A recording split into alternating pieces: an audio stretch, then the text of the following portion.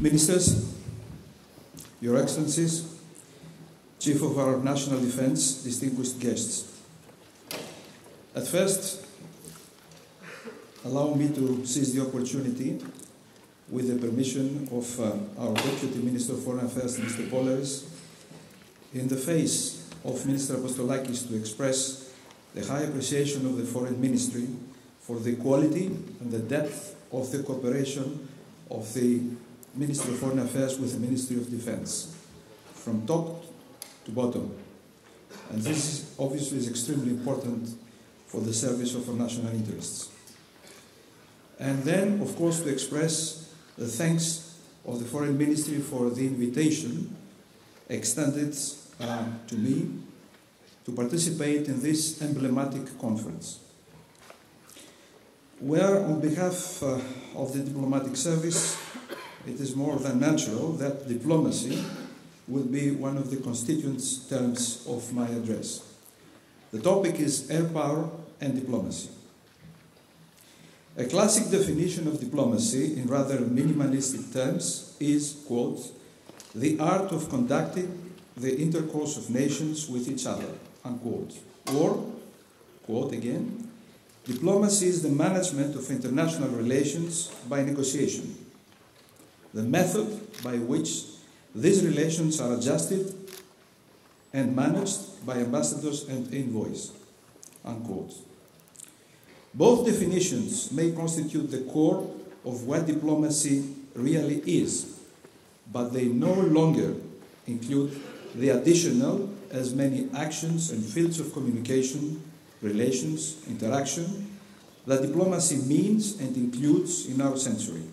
In other words, the very complexity of its current multifaceted task. There is no need to elaborate on that here. Nevertheless, what has not changed is one of the fundamental objectives of diplomacy: prevention. Prevention of what could lead to, quote, the continuation of politics by other, be it military, means, according to Clausewitz. In this respect, as in the field of human conflict in our world, we are still far away from the eternal peace of Immanuel Kant, and despite the high level of culture of law that our nations have achieved in our international relations, force is the means to protect ourselves, to ensure defense and security, and in the framework of legitimate international action, to ensure peace. It is in this context that we address the subject of this intervention, where air power is examined in relation to diplomacy. In less than a century, the 20th, air power has become something beyond a determining weapon. It is the potential changer in very many cases of warfare. And due to the rapidly evolving technical progress, air power is acquiring further and further importance. Still, it might sound strange to link the two fields, diplomacy and air power. The first perceived as soft, while the second as hard power. But tracing back in the world history of the last 70 years, we realize that air power, due to some of its very important and exclusive characteristics, proved a really effective means of diplomacy itself in cases of major international crises, some of them of critical importance even for the maintenance of world peace. To start, we refer to the crisis of the Berlin blockade, 1948-49, when the airlift ensured that the population of West Berlin would not starve and that ultimately the city would not surrender to the then Soviet Union. That was a typical case of preventing a military conflict, I mean ground forces, which would have entailed, in fact, a frontal collision between West and East. And that, allow me to stress at the moment, that NATO did not yet exist, and our continent was still mostly in ruins. That was a major case where diplomacy, with its classical methods of action, could not produce the desired result. Then, a series of cases like Kosovo, 1999, and Libya, 2011, where air power alone brought about the conditions of the final outcome of the conflict, even if it was not possible to ensure the planned results from the beginning in its entirety. In these two indicative cases, air power acted beyond the red line of traditional diplomacy, namely the limit upon which the political means prove ineffective to prevent or settle a conflict without military means, or in cases that international and humanitarian law is violated in a flagrant way. The above examples show that air power can be used proactively, offering in some cases alternatives to engaging in full-scale hostilities. Or it can be used to coerce. Coercive diplomacy could be meant as a strategy seeking to prevent crises from escalating into conflict by using a combination of diplomatic measures and threat, or, if necessary, the limited application of force to change a belligerent's behavior. In neither case, air power was used instead of, in Berlin, or in interaction with classic diplomacy, the case of Kosovo and Libya. And all the more in the case of Kosovo, since during their strikes against what had been left from the Federal Republic of Yugoslavia, the channels of diplomacy between the allied countries and Milosevic were not cut. As mentioned before, air power disposes of some crucial characteristics which give it the possibility to act in cases where conflict appears to be inescapable.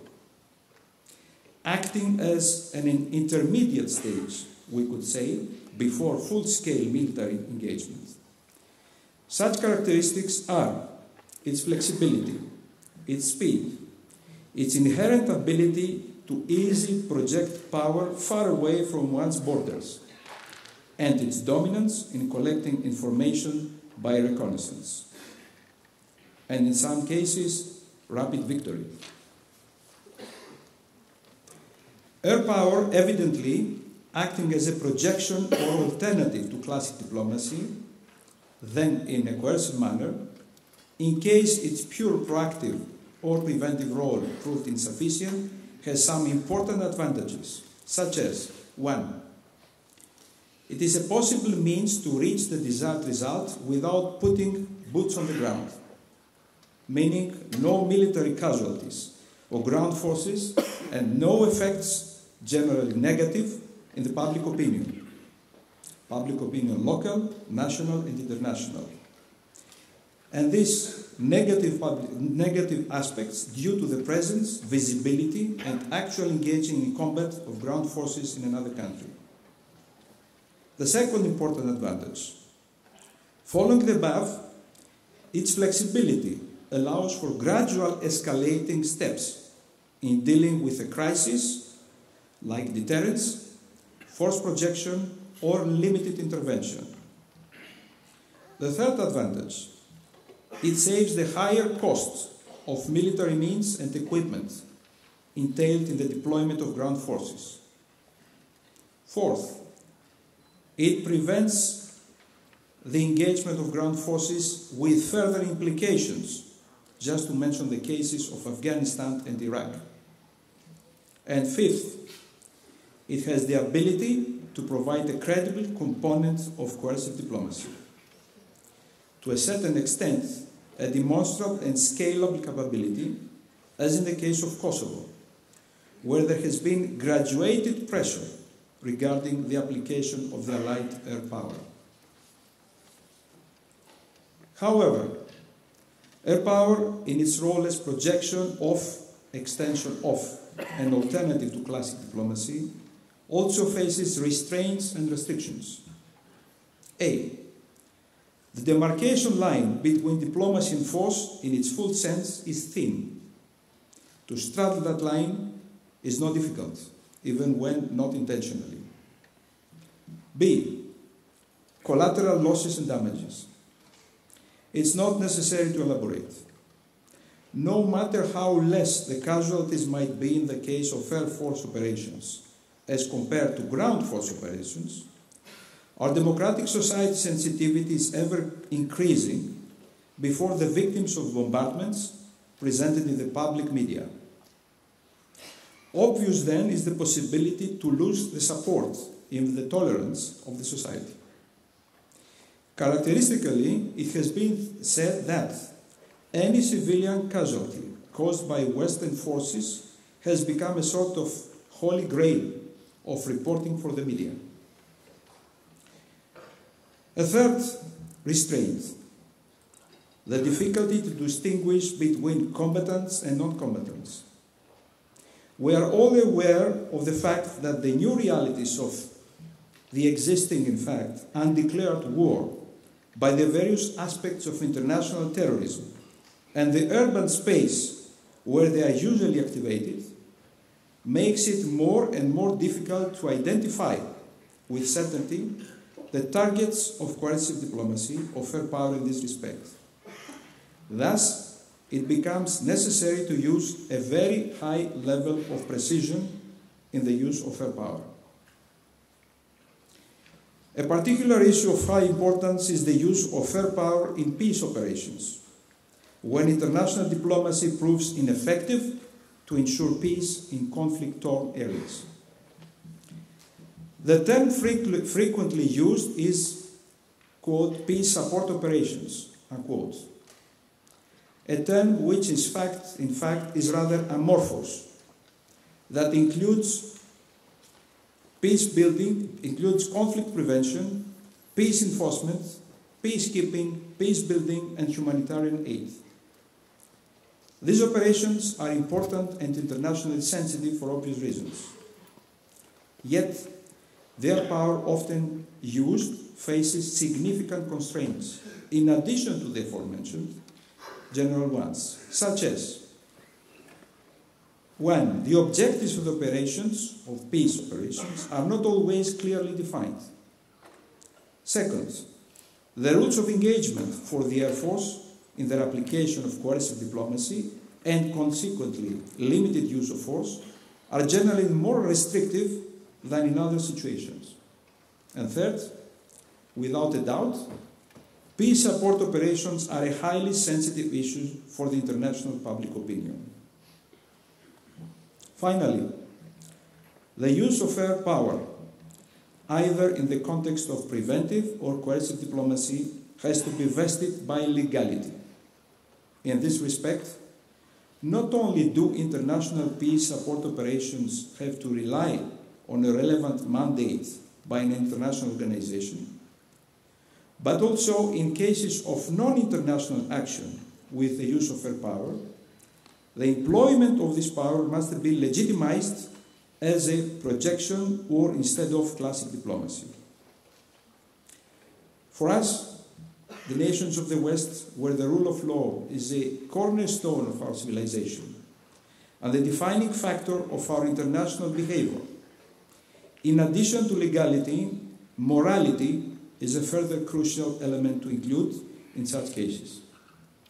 And although there is not any clear definition of what morality exactly is, we all understand that by that term is meant our very feeling of justice, humanity, proportionate reaction, reason, etc., with regard to preventing conflict or restoring peace and security, according to the expediency, but also to the necessity of a measure of use of force.